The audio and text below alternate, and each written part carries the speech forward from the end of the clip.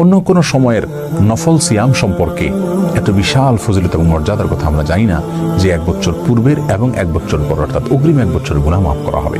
জিলহজের 9 তারিখেরই অপর নাম হলো ইয়মে আরাফা বা আরাফাতের দিন। কারণ 9 তারিখকেই আরাফাতের দিন বলা হয়। মনে রাখতে হবে যে আরাফাতের রোজা একটি, দুটি নয়।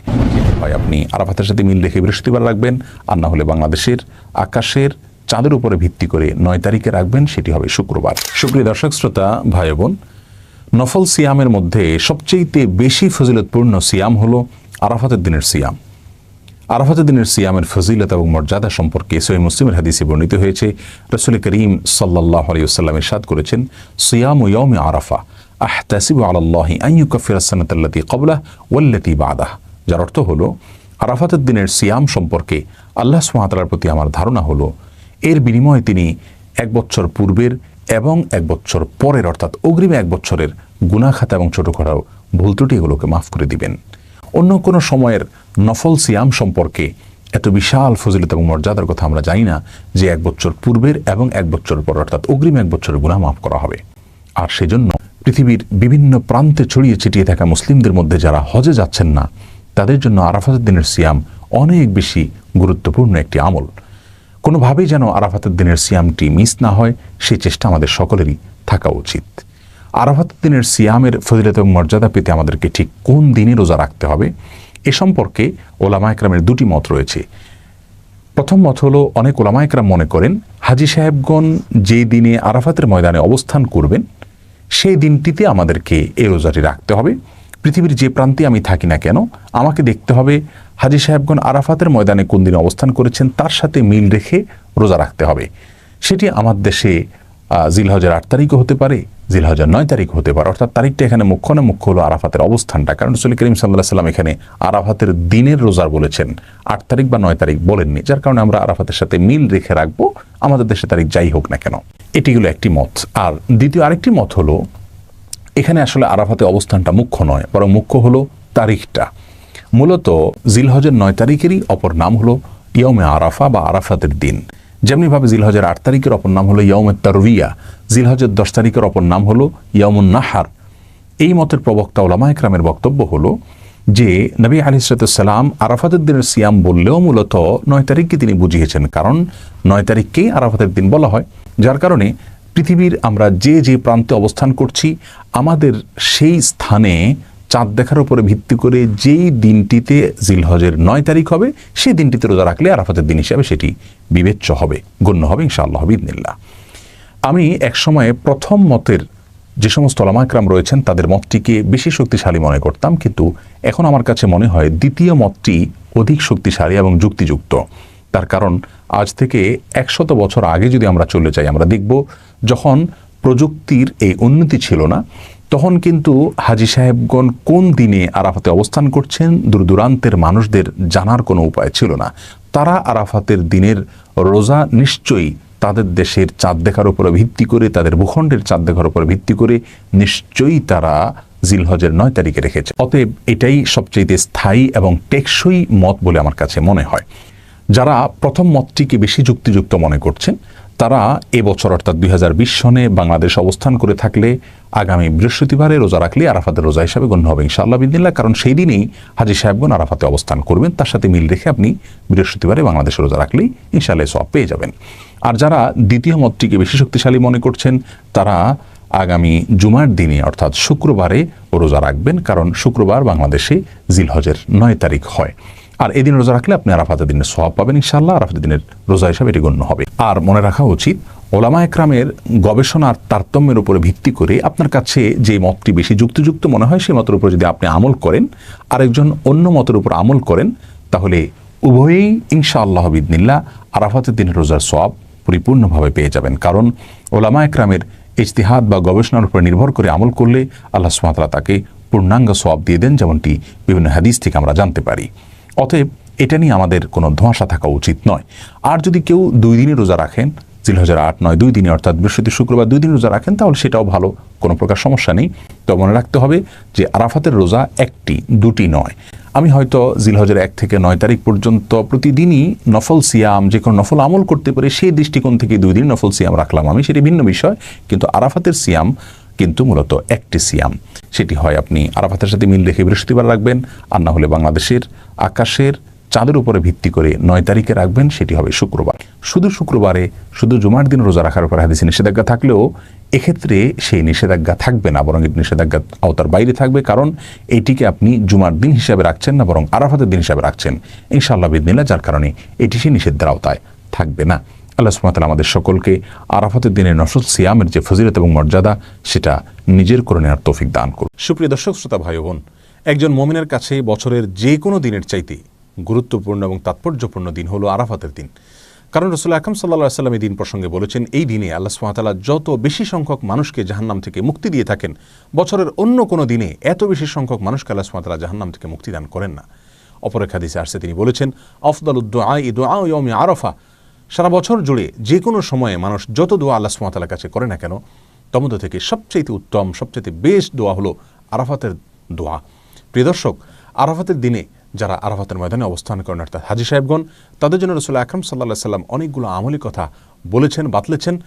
আর যারা আরাফাতের দিনে আরাফাতের ময়দানে অবস্থান করছেন না, বরং পৃথিবীর বিভিন্ন প্রান্তে ছড়িয়ে ছিটিয়ে আছেন, যারা হজ করছেন না, তাদের জন্য আরাফাতের দিনে বিশেষ কোনো করণীয় আছে কিনা, আজ আমরা সে বিষয়ে আলোকপাত করতে চাই। প্রিয় দর্শক, এ প্রসঙ্গে শুরুতেই বলতে চাই, আরাফাতের দিনে যারা হজ করছেন না তাদের জন্য সবচেয়ে গুরুত্বপূর্ণ আমল হলো ওই দিনে নফল সিয়াম পালন করা, নফল সিয়াম রাখা। এ প্রসঙ্গে সহিহ মুসলিমের হাদিসে আসছে, রাসূল আকরাম সাল্লাল্লাহু আলাইহি ওয়াসাল্লাম ইরশাদ করেছেন, সিয়াম ইয়াউমি আরাফা আহতাসিবু আলাল্লাহি আন ইউকাফিরা আস-সানাতা আল্লাতী ক্বাবলাহু ওয়াল্লাতী বা'দাহু। অর্থাৎ আরাফার দিনে যদি কেউ নফল সিয়াম রাখে, যারা হজ করছেন না অবশ্যই তাদের জন্য, হাজী সাহেবদের জন্য এটা প্রযোজ্য নয়, তাহলে এই নফল সিয়াম আল্লাহ সুবহানাহু ওয়া তাআলার মাধ্যমে আমি আশা করি যে বান্দার 1 বছর পূর্বের এবং 1 বছর পরের গুনাহ আল্লাহ সুবহানাহু ওয়া তাআলা মাফ করে দিবেন। প্রিয় দর্শক, অতএব আরাফাতের দিনের সবচেয়ে বড় আমল, প্রধান আমল হলো এই দিনে আমরা সিয়াম পালন করব। আরাফাতের দিনে সিয়াম আমরা ঠিক কোন দিনে পালন করব, এ নিয়ে যথেষ্ট ধোঁয়াশা এবং বিতর্ক রয়েছে।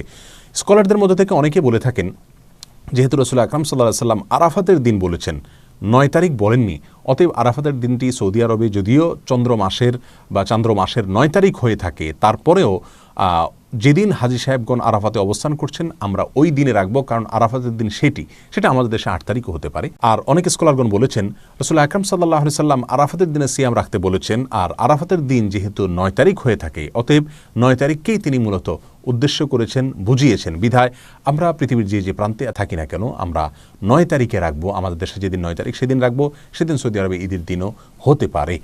যাই হোক, এখানে দুটি মত আমরা দেখতে পাচ্ছি, এই দুটি মতের কোনোটি রাসূল আকরাম সাল্লাল্লাহু আলাইহি ওয়াসাল্লামের সুস্পষ্ট কোনো হাদিস দ্বারা সরাসরি সমর্থিত নয়, বরং এই দুটি মতই গবেষণামূলক। আমরা যেই মতটি আমাদের কাছে বেশি যৌক্তিক মনে হবে সেটার উপর আমরা আমল করতে পারি। আর যদি উভয় দিনে আমরা নফল সিয়াম রাখি, অর্থাৎ চন্দ্র মাসের 8 এবং 9 উভয় দিনে যদি আমরা সিয়াম রাখি, তাহলে সেটা সবচেয়ে উত্তম। কারণ কোনো কোনো বর্ণনা দ্বারায় জিলহজের প্রথম দশকের প্রথম 9 দিনই সিয়াম রাখার কথা, সিয়াম পালন করার কথা বোঝানো হয়েছে, নির্দেশ করা হয়েছে। কোনো কোনো বর্ণনা দ্বারা এরকমটি বোঝা যায়। বিধায় আমরা জিলহজের 8 এবং 9 উভয় দিনে সিয়াম পালন করতে পারি। তাহলে আরাফাতের দিন উপলক্ষে সর্বপ্রথম এবং সবচেয়ে বড় কাজ হলো একজন মুমিনের জন্য যারা হজ করছেন না, আরাফাতে অবস্থান করছেন আরাফাতের দিনে, ওই দিনে সিয়াম পালন করবেন। আর দ্বিতীয় আমল হলো লা ইলাহা ইল্লাল্লাহু ওয়াহদাহু লা শারীকা লাহু লাহুল মুলকু ওয়া লাহুল হামদ ওয়া হুয়া আলা কুল্লি শাইইন কাদির। এই বাক্যগুলো বেশি থেকে বেশি বলা, পাঠ করা আরাফাতের দিনে। রাসূল আকরাম সাল্লাল্লাহু আলাইহি ওয়াসাল্লাম বলেছেন, ওয়া আফদালু মা কুলতু ওয়াল আম্বিয়াউ মিন ক্বাবলি লা ইলাহা ইল্লাল্লাহু ওয়াহদাহু লা শারীকা লাহু লাহুল মুলকু ওয়া লাহুল হামদ ওয়া হুয়া আলা কুল্লি শাইইন কাদির। অর্থাৎ আমি যত বাক্য আমার মুখ দ্বারা উচ্চারণ করেছি, যত জিকির করেছি আমি এবং আমার পূর্বে যত নবীগণ যত জিকির করেছেন, তার ভিতরে সবচেয়ে উত্তম জিকির হলো এটি।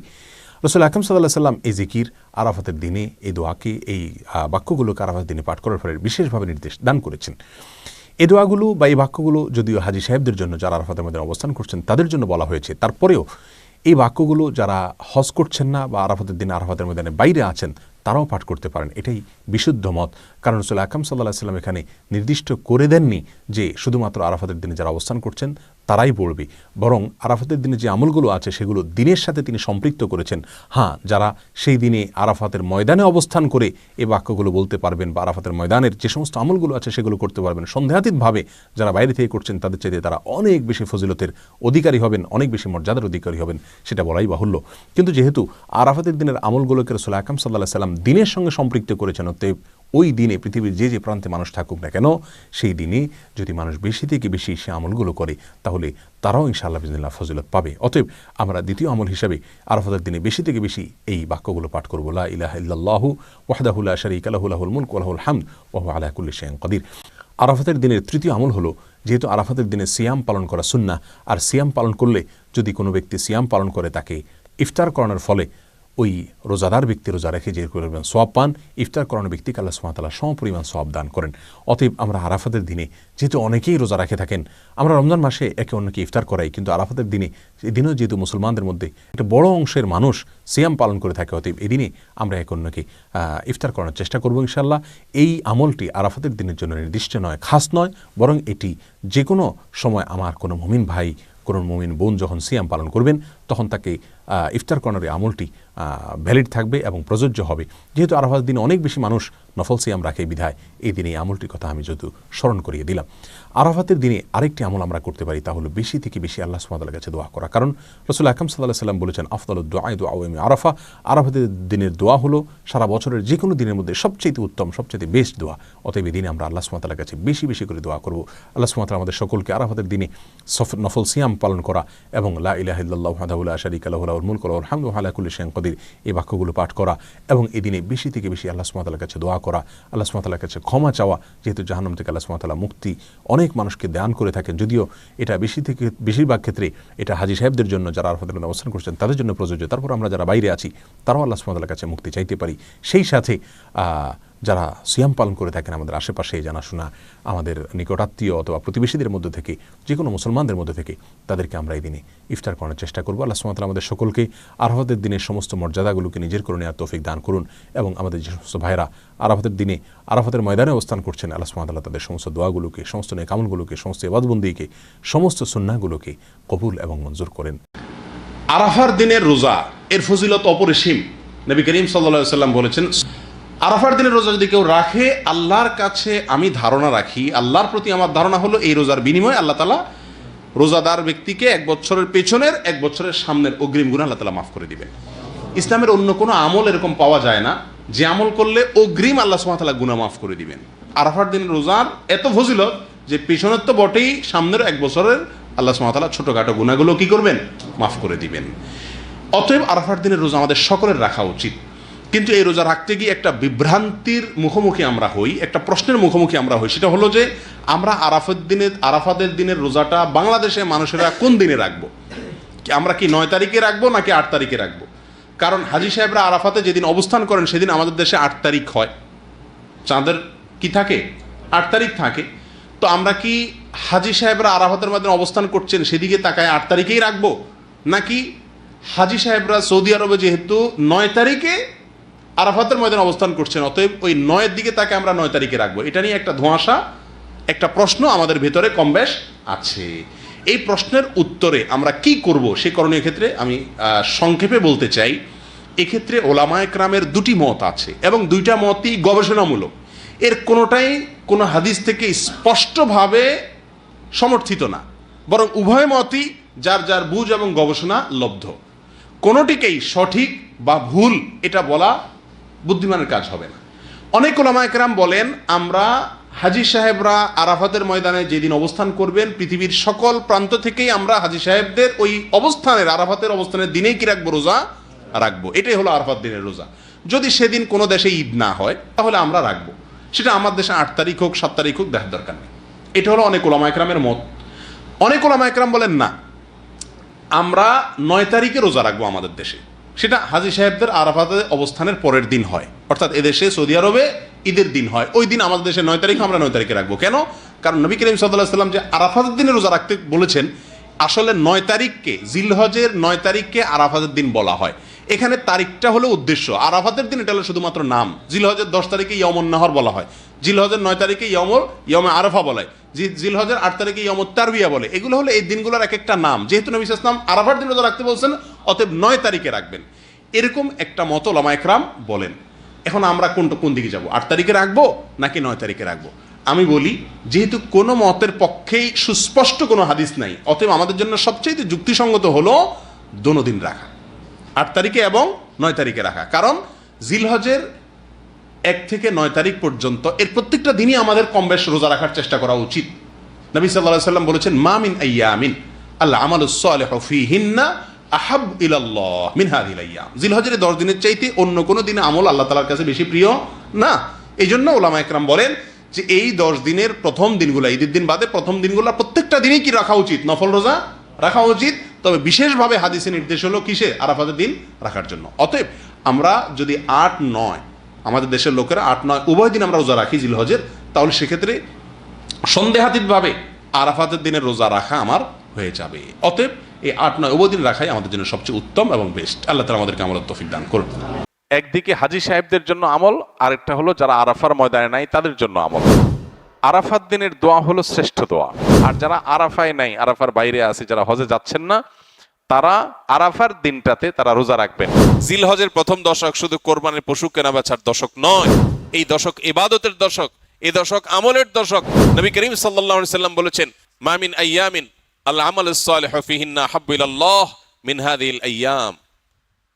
কিলা ইয়া রাসূলুল্লাহ ওয়ালাল জিহাদু ফি সাবিলিল্লাহ? ক্বাল ওয়ালাল জিহাদু ফি সাবিলিল্লাহ। নবীজি সাল্লাল্লাহু আলাইহি সাল্লাম বলেছেন, জিলহজের এই 10 দিন, এই 10 দিন, পহেলা জিলহজ থেকে 10ই জিলহজ পর্যন্ত এই 10টা দিন নেক আমল করলে আল্লাহর কাছে এর মর্যাদা, মাহাত্ম্য, ফজিলত এত বেশি যে অন্য কোন সময়ের অন্য কোন আমলে আল্লাহ এত খুশি হন না বা আল্লাহর কাছে এত প্রিয় না। এই দশকের ভালো কাজ আল্লাহর কাছে যত বেশি প্রিয়। এই দশক উপলক্ষে আমরা 10টি কাজ করব। জিলহজের প্রথম 10টি দিন এবং এই 10টি রাত রমজানের পরে ইবাদতের সবচাইতে গুরুত্বপূর্ণ, তাৎপর্যপূর্ণ, ফজিলতপূর্ণ দশক এবং মৌসুম। জিলহজের প্রথম দশকের যত গুরুত্ব কোরআন হাদিসে এবং সালাফে সালেহিনের আমলের মধ্যে বর্ণিত হয়েছে, আমাদের সমাজে এই 10টা দিনের ইবাদতের ব্যাপারে মানুষের অবহেলা যেন ততটাই চরমে। ইসলাম জিলহজের প্রথম 10 দিনের যত গুরুত্ব, যত তাৎপর্য বর্ণনা করেছে, এর ছিটে ফোটাও আমাদের সমাজে সচরাচর চোখে পড়ে না। আমরা কোরবানির পশুর হাট কিংবা গরু ছাগলের আনাগোনা দেখে জিলহজ মাস আসছে সেটা টের পাই, অনুভব করতে পারি। অথচ সাহাবা ইকরাম রিদওয়ানুল্লাহি তাআলা আলাইহিম আজমাইন তারা জিলহজের প্রথম 10টি দিন ইবাদতের ব্যাপারে এত বেশি মাশগুল হতেন, এত বেশি রত থাকতেন যে তাদের বাজারে ঘাটে জিলহজের প্রথম দশকের আলামত বোঝা যেত। সাহাবী আবু হুরায়রা রাদিয়াল্লাহু তাআলা আনহু এবং কোন সাহাবী জিলহজের প্রথম দশক এলে বাজারে যেতেন শুধুই তাকবীর পাঠের উদ্দেশ্যে, কোনো কেনা বেচার উদ্দেশ্যে না। উদ্দেশ্য ছিল বাজারে গিয়ে বাজারে দুনিয়াদারিতে মগ্ন মানুষগুলোকে জিলহজের প্রথম দশকের ইবাদতের ব্যাপারে স্মরণ করানো। এই জন্য বাজারে গিয়ে এই দশকে বলতেন, আল্লাহু আকবার, আল্লাহু আকবার, লা ইলাহা ইল্লাল্লাহু, আল্লাহু আকবার, আল্লাহু আকবার ওয়ালিল্লাহিল হামদ। এই যে তাকবীর, তাহমিদ, তাহলিল, আল্লাহর একত্ববাদ, আল্লাহর বড়ত্ব এবং প্রশংসা জ্ঞাপন করা, এটা এই দশকের অন্যতম গুরুত্বপূর্ণ একটা আমল। এই আমল করবার জন্য সাহাবীদের কেউ কেউ বাজারে গিয়ে একটু সরবে বলতেন, যাতে করে তার শুনে শুনে অন্যরাও বলতে পারে। মিডল ইস্টের কোন দেশের কোন এলাকাতে একটি চমৎকার দৃশ্য জিলহজের প্রথম 10 দিন উপলক্ষে দেখা যায়। সেটা হলো বিভিন্ন বাসাবাড়ির গেইটে, গ্যারেজে, বিভিন্ন সুপার শপ, শপিং মল, ছোট বড় দোকান ইত্যাদিতে ছোট্ট একটা ডিভাইস সেট করে সেখানে তাকবীরের অডিও অনবরত চালু করে রাখা হয়।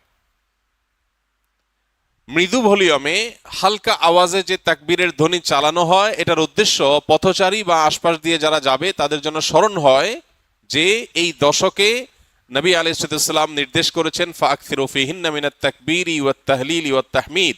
এই দিনগুলো যখন আসবে এবং তাকবীরের তাশরিকের, আইয়ামে তাশরিকে যে দিনগুলো আছে সেগুলোতেও আল্লাহর একত্ববাদের বর্ণনা লা ইলাহা ইল্লাল্লাহ বলার মাধ্যমে, আল্লাহর বড়ত্বের বর্ণনা আল্লাহু আকবার বলার মাধ্যমে, আল্লাহর প্রশংসার জ্ঞাপন আলহামদুলিল্লাহ বলার মাধ্যমে বেশি বেশি যেন করি আমরা। নবীজি নির্দেশ করেছেন তোমরা এই দিনগুলোতে বেশি বেশি লা ইলাহা ইল্লাল্লাহ, আল্লাহু আকবার, আলহামদুলিল্লাহ এগুলো পাঠ করবে। এই জন্য ভাইরা আমার, আমাদের কর্তব্য হলো জিলহজের প্রথম দশকের ইবাদত, এর তাৎপর্য, এর আমল, এর গুরুত্ব, এর মাহাত্ম্য এই সম্পর্কে সমাজে জানাশোনা যেন বাড়ে, সচেতনতা যেন বাড়ে, এই হারিয়ে যাওয়া বা অনেকটাই মানুষের আমল থেকে সরে যাওয়া, ছুটে যাওয়া, এই বিষয়টাকে যেন পুনরায় জিন্দা করা যায়, এজন্য আমাদের ভূমিকা রাখা দরকার। আমরা যদি প্রত্যেকটা মানুষ যার যার জায়গা থেকে সিদ্ধান্ত গ্রহণ করি যে জিলহজের প্রথম দশক উপলক্ষে কোরআন এবং হাদিসের আলোকে যে করণীয়গুলো আছে এগুলো একজন ইমানদার হিসাবে আমি আমল করব, আরো 2-4-5 জন মানুষকে আমি অ্যাওয়্যার করব, সচেতন করব, ইনশাআল্লাহ অনেকটা হারিয়ে যাওয়া এই আমলগুলো নতুন করে পুনরায় জিন্দা হবে, জীবিত হবে। চেষ্টা করা যাবে তো ইনশাআল্লাহ? প্রিয় ভাইরা আমার, আমাদের মধ্যে কেউ যদি বাজারে যায়, চায়ের দোকানে যায় এবং যে একটু যদি জোরে আল্লাহু আকবার লা ইলাহা ইল্লাল্লাহ আল্লাহু আকবার লিল্লাহিল হামদ, তাকবীর, তাহমিদ, তাহলিল যদি পাঠ করে, কোনো কাজ নাই, কোনো কারণ নাই, চায়ের দোকানের আড্ডার মধ্যে গিয়ে একটু উচ্চস্বরে তাকবীর পাঠ করেছে কেউ, তাহলে সমাজের মানুষ সেটাকে নেগেটিভলি দেখবে, মনে করবে লোকটার মাথায় সমস্যা কিনা, হঠাৎ করে তাকবীর কেন বলল। অর্থাৎ এই পরিমাণ গাফলতিতে আমরা নিমজ্জিত হয়ে গেছি যে আল্লাহর জিকিরটা আমাদের কাছে অস্বাভাবিক আর গাফলতিটা স্বাভাবিক হয়ে গেছে। এই পরিস্থিতি থেকে উম্মতকে বাঁচাবার জন্য আমরা একটু চেষ্টা করতে পারি না ইনশাআল্লাহ? স্কিলের ভাইরা যারা আছেন, বিশেষ করে ছুটি হয়ে যাবে, বাড়িতে যাবেন, ঘরে যখন একটু প্রবেশ করবেন, ঘরের লোকজন বিভিন্ন কাজে আছে, একটু মৃদু ভলিউমে, ডিস্টার্ব করার মতো আওয়াজে না, একটু মৃদু ভলিউমে আপনি যদি তাকবীর বলে ওঠেন, হয়তো আরেকজনের স্মরণ হবে ইনশাআল্লাহ। আমরা এখানেও যে কয়দিন আসি, আমরা বাহির থেকে এসে রুমে প্রবেশ করলাম বা কয়েকজনের মধ্যে প্রবেশ করলাম, তখন যদি একটু সরবে পড়ি এ উদ্দেশ্যে যাতে করে অন্যের স্মরণ হয়, তাহলে হয়তো আমলটা জিন্দা হবে। জিলহজের প্রথম দশক উপলক্ষে আমাদের সবগুলো মনিটরে ইনশাআল্লাহ এই দশকে তাকবীরের ধ্বনি উচ্চারিত হতে থাকবে মৃদু ভলিউমে, যাতে করে অন্যদের স্মরণ হয়। এই সবগুলোর উদ্দেশ্যই হলো জিলহজের প্রথম দশককে আমরা ইবাদত এবং আমলের একটা দশকে পরিণত করব ইনশাআল্লাহ। রমজান মাসে আলহামদুলিল্লাহ কম হোক, বেশি হোক, ভুল হোক, ভালো হোক, মন্দ হোক, মিলিয়ে ঝুলিয়ে আমল করার একটা চেষ্টা আমাদের সমাজে আছে, কিন্তু জিলহজের প্রথম দশক উপলক্ষে নেক আমল বা ইবাদতের তেমন কোনো কাজ দেখা যায় না। কাজ একটাই, কোরবানির গরু, ছাগল কেনা বেচা। এছাড়া এই দশকের আর কিছু চোখে পড়ে? চোখে পড়ে না। আপনারা বিভিন্ন এলাকার মানুষ আছেন, আমি আপনাদেরকে উদাত্ত আহ্বান রাখতে চাই, অনলাইনে আমাদেরকে যারা শুনছেন তাদেরকে উদাত্ত আহ্বান রাখতে চাই। অনেক কোরবানির গরু ছাগলের হাটে মাইক লাগানো হয় নানান ঘোষণা, অ্যানাউন্সমেন্ট ইত্যাদি করার জন্য। আমি লক্ষ্য করেছি খুবই দুর্ভাগ্যজনকভাবে যে কোরবানির পশু কেনা বেচার হাটের অর্থনৈতিক সুফল বিপুল পরিমাণে, আর্থসামাজিক উপকারিতা অনেক বেশি, এটাকে ঘিরে হাজার হাজার লক্ষ লক্ষ মানুষের জীবিকার ব্যবস্থা হয়। এই দেশ পশু পালনে অনেকটা স্বয়ং সম্পন্ন, পশুর গোশত যতটুকু আমাদের প্রয়োজন হয় তার জন্য স্বয়ং সম্পূর্ণতা অর্জন করেছে শুধু কোরবানির খাতিরে। সারা বছর একটা বাছুর লালন পালন করার পর বা 2 বছর লালন পালন করার পর যখন বাজারে বিক্রি করে, কেউ একজন গরিব মানুষের সংসার পালার মতো টাকা হয়ে যায়। বহু মানুষের জীবিকায় কোরবানির এই ইবাদতের মাধ্যমে আল্লাহ তাআলা ব্যবস্থা করেছেন। কোরবানির এই আমলটা যেখানে একটা ইবাদত, আল্লাহর গুরুত্বপূর্ণ একটা নির্দেশ, নবী করিম সাল্লাল্লাহু আলাইহি সাল্লাম কানা নবী সাল্লাল্লাহু আলাইহি সাল্লাম আকামা রাসূলুল্লাহ সাল্লাল্লাহু আলাইহি সাল্লাম বিল মদিনাতে 10 সিনিন ইউদাহি, নবীজি 10 বছর কোরবানি করতেন, মদিনায় অবস্থান করেছেন এবং কোরবানি করতেন। শুধু বিদায় হজের সময় তিনি হজের সফরে ছিলেন, বাকি বছরগুলোতে তিনি মদিনা থেকে প্রতি বছর কোরবানি করতেন। তো কোরবানির এই আমলটা যেহেতু একটা ইসলামিক কাজ, একটা ইবাদত, সেই ইবাদতকে ঘিরে যে হাট বা বাজার হয় সেখানকার মাইকে গান এবং বাজনা বাজানো হয়, এর চেয়ে দুর্ভাগ্যজনক বাস্তবতার কি আছে? তো আপনাদেরকে আমরা উদাত্ত আহ্বান রাখতে চাই, এইসব মাইকে বিভিন্ন অ্যানাউন্সমেন্ট করতে হয়, বিভিন্ন ঘোষণা দিতে হয়, সেটা দেওয়া হোক। পাশাপাশি বাকি সময়গুলোতে মানুষের অ্যাটেনশন গ্রো করার জন্য গান বাজনা নয়, তাকবীরের ধ্বনি উচ্চারিত হোক। আমরা ইনশাআল্লাহ দাওয়াতের নিয়তে, মাস্তানি না, কিসের নিয়তে? দাওয়াতের নিয়তে এরকম হাট বাজারগুলোতে যারা দায়িত্বশীল আছেন তাদেরকে গিয়ে যদি ফাউন্ডেশন একটা লিফলেট দেই আর একটু হাতে পায়ে ধরে আল্লাহর ভয় দেখাই যে আপনি যে গান বাজাচ্ছেন এই গান শুনে যত মানুষ গুনাহগার হবে, এই হারাম মিউজিকের কারণে যত মানুষ গুনাহগার হবে, আপনি দায়ী হবেন। মানুষ এসছে ইবাদতের একটা কাজের জন্য, পশু কেনার জন্য, আপনি তাকে গুনাহ করতে বাধ্য করছেন, এটা হয় না। এলাকার ওলামা একরাম যাদের প্রভাব আছে, যাদের সামাজিক অবস্থান আছে, সেরকম ভালো দু চারটা মানুষকে সাথে নিয়ে আমরা দাওয়াতের উদ্দেশ্যে বললাম। আমাদের কথা যদি কেউ আমল নাও করে, সওয়াব তো আমরা পেয়ে যাবো ইনশাআল্লাহ। চেষ্টা করা যাবে না ইনশাআল্লাহ? আমরা যদি এটা কেউ করতে পারি, পরবর্তীতে ছুটির পরে এসে বাইজিদের কাছে আপনারা রিপোর্ট করবেন কে কোন বাজারে এই আমলটা করাইতে পারছেন, পারলে ভিডিও করে রেখে দিবেন। আমি ইনশাআল্লাহ ছুটির পরে, আমি হজর সফর থেকে ফিরে আসার পরে আপনাদের মধ্যে যারা এই কাজটা করতে পারবেন, আমি আলাদা করে তাদেরকে পুরস্কার দেবো ইনশাআল্লাহ। আর আমার পুরস্কার আর কি, আল্লাহ রাব্বুল আলামিন সবচেয়ে বড় পুরস্কার ইনশাআল্লাহ দিবেন। চেষ্টা করা যাবে না ইনশাআল্লাহ? তো আমরা দাওয়াতের নিয়তে এই পরিকল্পনাটা করব যে কোরবানির পশুর হাটে গান বাজনা নয়, তাকবীর উচ্চারিত হওয়া উচিত। মানুষকে নরমের সাথে যুক্তি দিয়ে বোঝাতে হবে, রাগারাগি না, মানুষের সাথে ব্যবহার খারাপ করা না, দাওয়া হতে হবে সুন্দরভাবে। চেষ্টা করা যাবে না ইনশাআল্লাহ? একটা লিফলেট নিয়ে গেলেন কোরবানির পশুর হাটে, যে জায়গায় লাগাইলে কারোর ক্ষতি হবে না, কারোর ওয়ালে পারমিশন ছাড়া লাগাইলে তিনি কষ্ট পাবেন, নিষেধ করা আছে, এরকম জায়গায় না। যেখানে লাগালে কারোর কোনো অসুবিধা হবে না, এরকম জায়গায়। কোন একজন রিক্সা চালক ভাই তিনি সম্মতি দিয়েছেন তার রিক্সার পেছনে লাগাতে, তাহলে তার অনুমতি নিয়ে তার পেছনে লিফলেট লাগাই দেন, যাতে করে এটা দেখে 10 জন মানুষ আমল করে। একটা হারিয়ে যাওয়া সুন্নাহকে, একটা হারিয়ে যাওয়া বা বেশ কয়েকটা হারিয়ে যাওয়া আমলকে আমরা সমাজে পুনরায় জীবিত করার জন্য যদি কাজ করি, তাহলে আমাদের মর্যাদা আল্লাহর কাছে কত বেশি, এই বিষয়ে বহু হাদিস বর্ণিত হয়েছে। আমরা সেই মর্যাদা অর্জন করার চেষ্টা করতে পারি না ইনশাআল্লাহ? এই জন্য ভাইরা আমার, যারা এই কথাগুলো আমরা শুনছি অনলাইনে অফলাইনে, আমরা আরো কয়েকজনের কাছে পৌঁছে দিব। জিলহজের প্রথম দশক শুধু কোরবানির পশু কেনা বেচার দশক নয়, এই দশক ইবাদতের দশক, এই দশক আমলের দশক। নবী করিম সাল্লাল্লাহু আলাইহি সাল্লাম বলেছেন, মা মিন আইয়ামিন আল আমালুস সালিহু ফিহিন্না হাব্বু ইলাল্লাহ মিন হাযিহিল আইয়াম। কিলা ইয়া রাসূলুল্লাহ ওয়ালাল জিহাদু ফি সাবিলিল্লাহ?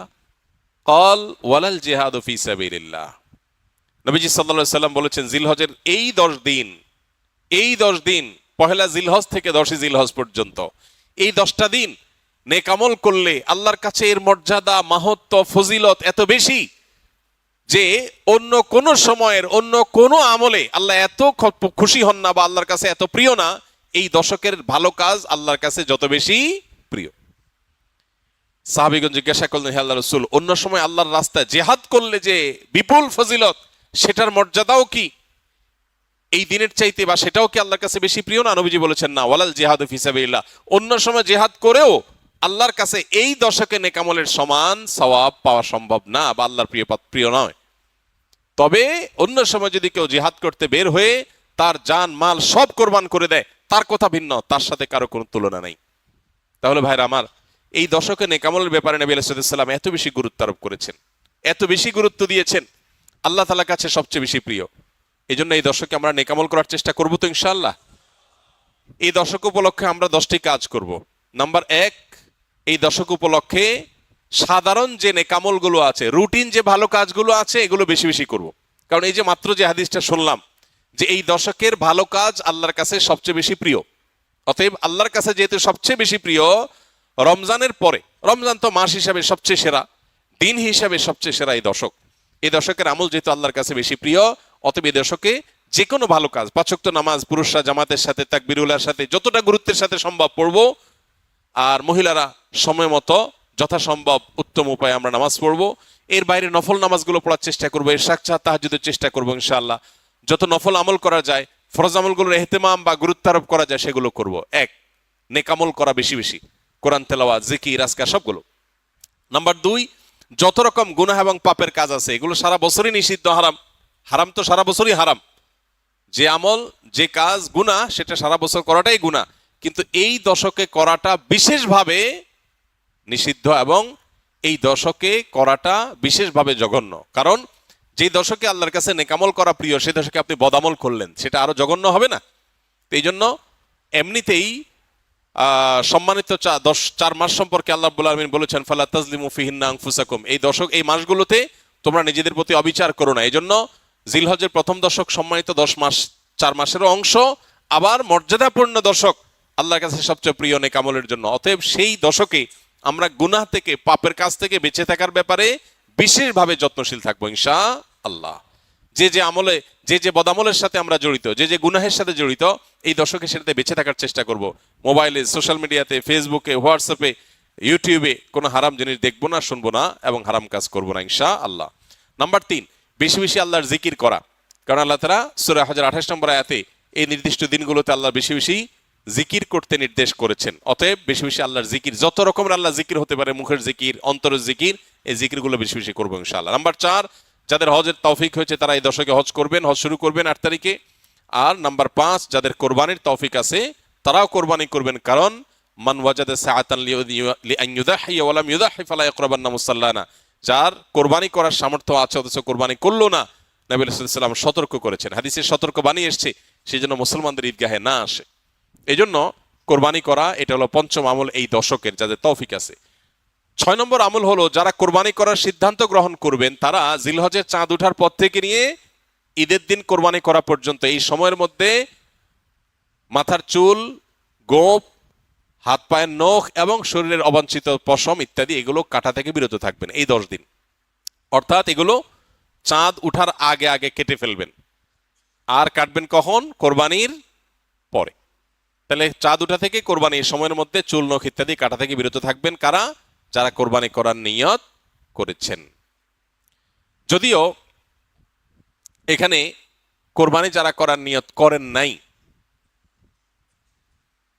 যারা কোরবানি করার নিয়ত করেন নাই, সে মানুষগুলোর জন্য এই আমলের কথা অনেক উলামা একরাম বলেন এবং উভয়টার সপক্ষেই কম বেশি দলিল এবং যুক্তি আছে। 7 নম্বর আমল হলো বেশি বেশি তাকবীর, তাহমিদ, তাহলিল পড়া, যেটা মাত্র বললাম। উঠতে বসতে, চলতে ফিরতে, বাজারে ঘাটে, ঘর বাড়িতে, সব জায়গাতে আল্লাহু আকবার, আল্লাহু আকবার, লা ইলাহা ইল্লাল্লাহ, আল্লাহু আকবার, আল্লাহু আকবার, ওয়ালিল্লাহিল হামদ বেশি বেশি উচ্চারণ করা। আমরা মোবাইলের ওই যে কল করলে যে বাজে, যে কি বলে ওইটাকে, রিংটোন না, ওয়েলকাম টিউন।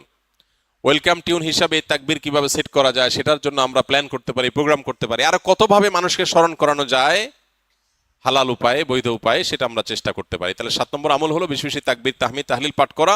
এটা এই 10 দিন ধরে রাত দিন কোনো সংখ্যা ছাড়া যার যতটুকু তৌফিক হয়। 8 নম্বর আমল হলো এই তাকবীরটাই আইয়ামে তাশরিকে, অর্থাৎ জিলহজের 9 তারিখ বাদ ফজর থেকে নিয়ে জিলহজের 13 তারিখ আসর পর্যন্ত প্রত্যেক নামাজের পরে একবার করে পাঠ করা, নারী পুরুষ সবাই।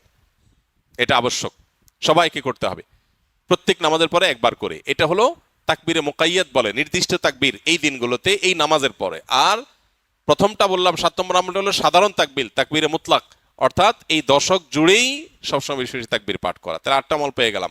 9 নম্বর আমল হলো জিলহজের 9 তারিখে রোজা রাখা। যারা আরাফায় যেতে পারেন নাই, বিশ্বজুড়ে যে মুসলমানরা আছেন তারা এই দিন রোজা রাখবেন। এই দিনে রোজা রাখলে কি লাভ হবে? নবী আলাইহিস সালাম বলেছেন, আহতাসিবু আল্লাহি আন ইউকাফিরাস সানাতাল্লাতী ক্বাবলাহু ওয়াল্লাতী বা'দাহু। অর্থাৎ জিলহজের 9 তারিখে আরাফাত দিনে রোজা রাখলে কেউ তার 1 বছর আগের আর বেঁচে থাকলে অগ্রিম 1 বছর পরের গুনাহ আল্লাহ মাফ করে দিবেন। অর্থাৎ সগীরা গুনাহগুলো আল্লাহ তাআলা মাফ করে দিবেন। এজন্য এই আমলটা করার চেষ্টা করা। শুধু জিলহজের 9 তারিখই নয়, অনেক উলামা ইকরাম জিলহজের 1 থেকে 9 পর্যন্ত এই সবগুলো দিনকে রোজা রাখাটাকে মুস্তাহাব বলেছেন। আর 10 নম্বর আমল হলো ঈদের দিনে যে সুন্নাহগুলো আছে সেগুলো পালন করা। অতএব জিলহজের এই দশককে আমল এবং ইবাদত দিয়ে সাজাবার চেষ্টা করব তো আমরা ইনশাআল্লাহ। বেশি বেশি তাকবীর, তাহলিল, তাহমিদ নিজেরা পড়বো, অন্যদেরকে উদ্বুদ্ধ করব, চেষ্টা করা যাবে না ইনশাআল্লাহ। আল্লাহ রাব্বুল আলামিন আপনাকে, আমাকে, আমাদের সবাইকে আমলের তৌফিক দান করুন। আরাফার দিনে বিশেষ আমল সমূহ জানতে চাই। আরাফার দিনে একদিকে হাজী সাহেবদের জন্য আমল, আরেকটা হলো যারা আরাফার ময়দানে নাই তাদের জন্য আমল। যারা হাজী সাহেবরা আরাফার ময়দানে অবস্থান করছেন তাদের জন্য ওই দিনের সবচেয়ে শ্রেষ্ঠ আমল হলো লা ইলাহা ইল্লাল্লাহু ওয়াহদাহু লা শারীকা লাহু লাহুল মুলকু ওয়া লাহুল হামদ ওয়া হুয়া আলা কুল্লি শাইইন কাদির। এটা মহব্বতের সাথে অর্থ বুঝে ধীরে ধীরে বারবার করে পড়তে থাকা, এটা হলো সবচেয়ে বেশি প্রয়োজনীয় কাজ। কেন? কারণ নবী করিম সাল্লাল্লাহু আলাইহি ওয়াসাল্লাম বলেছেন যে খায়রুদ দুআয়ে দুআউ ইয়াউমি আরাফা, আরাফাত দিনের দোয়া হলো শ্রেষ্ঠ দোয়া। ওয়া খায়রু মা কুলতু আনা ওয়ান নাবিয়্যুনা মিন ক্বাবলি, নবীজি বলেছেন আমি আর আমার পূর্বের যত নবী রাসূল এসেছেন সবাই যত দোয়া আল্লাহর কাছে করেছে এর মধ্যে সবচেয়ে উত্তম হলো এটা, লা ইলাহা ইল্লাল্লাহু ওয়াহদাহু লা শারীকা লাহু লাহুল মুলকু ওয়া লাহুল হামদু ওয়া হুয়া আলা কুল্লি শাইইন কাদির। আল্লাহ ছাড়া সত্যিকারের কোনো মাবুদ নাই।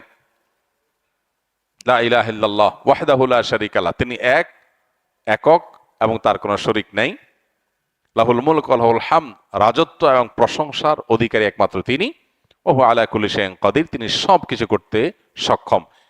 বাহ্যিক দৃষ্টিকোণ থেকে এই বাক্যগুলোর মধ্যে কোনো প্রার্থনা নাই, তাহলে এগুলোকে দোয়া বলা হচ্ছে কেন, সেটা নিয়ে অনেক আলাপ আছে এবং মুহাদ্দিসিনে কেরাম একমত যে এইগুলো দোয়া। এখানে আল্লাহ রাব্বুল আলামিনের কাছে পরোক্ষভাবে নিজের চাওয়াকে পেশ করা হচ্ছে, আল্লাহর শক্তিমত্তার কথা জাহির করে আল্লাহর কাছে নিজের সবকিছুই নিবেদন করা হচ্ছে পরোক্ষভাবে, এটাও দোয়াই। তো এটা হলো আরাফার ময়দানে যারা হাজির অবস্থান করবেন তারা সবচেয়ে বেশি পড়বেন।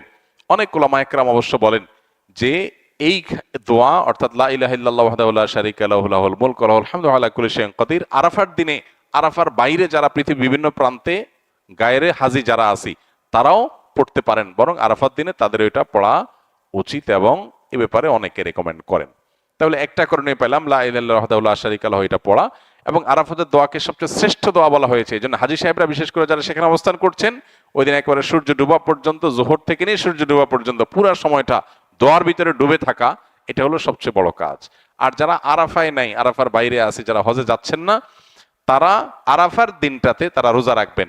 আরাফার দিনের রোজা নিয়ে আমাদের দেশে প্রতি বছরই গন্ডগোল বা মত পার্থক্য দেখা দেয়, কোন দিন রোজা রাখবো, এটা কি হাজিরা অবস্থান করছে ওই দিন, নাকি আমি যে দেশে আছি সেই দেশে যখন জিলহজের 9 তারিখ হবে। তো এটা নিয়ে উভয় পক্ষেই দলিল আছে, যুক্তি আছে, দুই মতেরই সপক্ষে আলেমদের বক্তব্য আছে। সেক্ষেত্রে তুলনামূলকভাবে আমি যে দেশে আছি সেই দেশে জিলহজের 9 তারিখটা হলে সেটাকে আরাফার দিন হিসাবে, আরাফার দিন যদিও বাহ্যিকভাবে মনে হয় যে আরাফার ময়দানের সাথে সংশ্লিষ্ট, কিন্তু আসলে এই যে দিনগুলা ইয়াউমুত তারবিয়া, ইয়াউমে আরাফা, ইয়াউমুন নাহার, ইয়াউমুত তারবিয়া বলা হয় জিলহজের 8 তারিখকে, ইয়াউমুল আরাফা বলা হয় জিলহজের 9 তারিখকে, ইয়াউমুন নাহার বলা হয় জিলহজের 10 তারিখকে।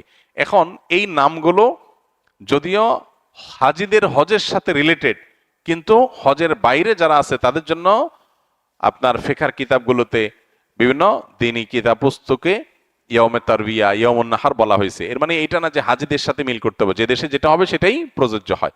তো সেই আলোকে ইয়াউমে আরাফা আপনি যেখানে অবস্থান করছেন সেখানকার 9 তারিখ হিসাব করে রোজা রাখতে পারেন। যদি আপনার কাছে বেশি মনে হয় যৌক্তিক যে না হাজিদের অবস্থানের সাথে মিল করে রাখাটা, যেহেতু নামের মধ্যেই ইয়াউমে আরাফা আছে, অতএব ওইটা আমি রাখবো, তো সেক্ষেত্রে আমি সেটাও করতে পারেন, কোনো অসুবিধা নেই। কোন কোন রেওয়ায়েতের আলোকে জিলহজের প্রথম 9 দিনের প্রত্যেক দিন রোজা রাখা উচিত, কারণ মামিন আইয়ামিন আল আমালুস সালিহু ফিহিন্না আহাব্বু ইলাল্লাহ মিন হাযিহিল আইয়াম, বুখারীর হাদিস রয়েছে। এই দশকটাতে এমনি নেকামল করা উচিত, অতএব নফল রোজা আপনি প্রথম সবগুলো দিন রাখতে পারেন, তাহলে আর কোনো ইখতিলাফের ঊর্ধ্বে এমনিই উঠে গেলেন। অতএব আরাফার দিনে আরাফাতের বাইরে যারা আছেন তারা রোজা রাখবেন, আর আরাফাতে যারা আছেন তারা কি করবেন, ওই যে লা ইলাহা ইল্লাল্লাহু ওয়াহদাহু লা শারীকা লাহু বেশি বেশি পড়বেন, আর বেশি বেশি আল্লাহর কাছে দোয়া করবেন। দোয়াটা অবশ্য আমরা আরাফাতে যারা নাই তারাও করতে পারি। বাজারে বিভিন্ন দোকানে সহজ কিস্তিতে ঘর সাজানোর বিভিন্ন ফার্নিচার, ইলেকট্রনিক পণ্য, মোবাইল, ল্যাপটপ ইত্যাদি দিয়ে থাকে, যেগুলো কিস্তিতে নিতে গেলে ইন্টারেস্ট দিতে হয়। এখন আমরা যারা নগদে পণ্য কিনতে পারি না, কিস্তিতে পণ্য নিলে গুনাহ হবে কিনা? কোনো অসুবিধা নাই, কিস্তিতে কেনা বেচা জায়েজ আছে, এবং কিস্তিতে কেনার কারণে একটু দাম বেশি নিচ্ছে যে সেটাও জায়েজ আছে, কোনো অসুবিধা নেই। নবী করিম সাল্লাল্লাহু আলাইহি সাল্লামের হাদিসে পরিষ্কারভাবে কিস্তিতে কেনা বেচা, অর্থাৎ এখন ক্রয় বিক্রয় হয়ে গেল এবং পণ্য হস্তান্তর হয়ে গেল, মূল্যটা থেকে থেকে থেমে থেমে ধীরে ধীরে পরিশোধ করার এরকম সিস্টেমে বিক্রি নবী সাল্লাল্লাহু আলাইহি ওয়াসাল্লামের সময়ও ছিল, কিন্তু নবী করিম সাল্লাল্লাহু আলাইহি ওয়াসাল্লাম সেটাকে অনুমোদন করার সময় এরকম কোনো শর্ত দেন নাই যে দাম বেশ কম করা যাবে না। অতএব আমি একটা জিনিসকে কিস্তিতে বিক্রি করলাম, 10 টাকার জিনিস আমি 15 টাকা বিক্রি করলাম, তুমি 15 কিস্তিতে আমাকে টাকাটা দিবা, এটা হালাল, সম্পূর্ণ হালাল, এভাবে নেওয়াও জায়েজ, দেওয়াও জায়েজ। আমি জোহরের সুন্নত নামাজ 4 রাকাত নিয়ত করেছি, ইতোমধ্যে জোহরের ফরজ নামাজ শুরু হয়ে গিয়েছে, এমত অবস্থায় আমি 2 রাকাত নামাজ পড়ে সালাম ফিরিয়ে জামাতের অংশ নিয়েছি, নিয়ত করেছি 4 রাকাতের, কিন্তু নামাজ পড়লাম 2 রাকাত, এতে আমার নামাজ হয়েছে কিনা? উত্তর হলো হ্যাঁ হয়েছে, কোনো অসুবিধা নেই, বরং এটাই উচিত। ইদা উকিমাতুস সালাহ ফালা সালাতা ইল্লাল মাকতুবা, নবীজি সাল্লাল্লাহু আলাইহি ওয়াসাল্লাম বলেছেন ফরজ নামাজের একামত যখন শুরু হবে তখন আর ফরজ ছাড়া আর কোনো নামাজ চলবে না। চলবে না মানে তখন আর কোনো নামাজ স্টার্ট করা উচিত না। এখন কেউ 4 রাকাত সুন্নতের নিয়ত করছে, 2 রাকাতের বৈঠকে একামত শুরু হয়ে গেছে, তখন সে সালাম ফিরে নামাজ শেষ করবে। নিয়ত করছে 4 রাকাত, পড়ছে কয় রাকাত? 2 রাকাত। প্রতি 2 রাকাত ফরজ নামাজের বাইরে সব নামাজগুলোতে প্রতি 2 রাকাতের পর একটা কি আসে? স্টেশন আছে, চাইলে সেখানে ক্লোজ করা যাবে, এর কারণে কোনো গুনাহ হবে না, সেজদা সাহু দিতে হবে না। তবে 4 রাকাত সুন্নত তো আর আদায় হলো না, এটা আপনি ফরজের পরে 2 রাকাত সুন্নতের পরে সুযোগ থাকলে ওই 4 রাকাত সুন্নত আলাদা করে আপনার আদায় করা উচিত, সেটা ভিন্ন বিষয়, কিন্তু আপনার নামাজ হয়ে যাবে, 2 রাকাতের সওয়াব আপনি পাবেন, যেটা হয়ে গেল। সুপ্রিয় দর্শক, আরাফাতের দিনের সিয়াম এটি নফল সিয়ামের মধ্যে অন্যতম শ্রেষ্ঠ এবং ফজিলতপূর্ণ একটি সিয়াম। সহিহ মুসলিমের হাদিসে বর্ণিত হয়েছে, নবী করিম সাল্লাল্লাহু আলাইহি ওয়াসাল্লাম ইরশাদ করেছেন, সিয়ামু ইয়াউমি আরাফা আহতাসিবু আলাল্লাহি আন ইউকাফিরা সানাতা আল্লাতী ক্বাবলাহা ওয়াল্লাতী বা'দাহা। যার অর্থ হলো, আরাফাতের দিনের সিয়াম এর বিনিময়ে আল্লাহ রাব্বুল আলামিনের প্রতি আমি আশা রাখি যে 1 বছর পূর্বের এবং পরবর্তী 1 বছর অর্থাৎ 1 বছর অগ্রিম গুনাহ আল্লাহ তাআলা মাফ করে দেন, যদি আল্লাহ তাআলা তাকে হায়াতে বাঁচিয়ে রাখেন। তো এত বেশি ফজিলতপূর্ণ সিয়াম আর দ্বিতীয়টি আছে নফল সিয়ামের মধ্যে, এটি আমাদের অজানা। এজন্য আরাফাতের দিনে সিয়াম রাখার ব্যাপারে প্রত্যেক মুসলমানের বিশেষ গুরুত্ব থাকা উচিত।